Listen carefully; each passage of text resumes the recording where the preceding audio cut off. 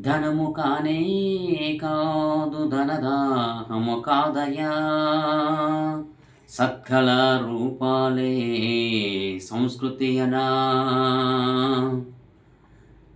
మడులు కానే కాదు మాన్యాలు కావయా, సద్ధర్మ విధులనే సంస్కృతి అనా. భవనాలు కానే కాదు బహుళ అంతస్తులు కావయ్యా, మానవ ధర్మమే సంస్కృతి అనా. చెట్లు ఓలే మహోన్నతమైన హిమగిరుల ఓలే శాశ్వతం వైనది సంస్కృతి అనా. అట్టి భారతదేశ సంస్కృతిని ఆస్తిగా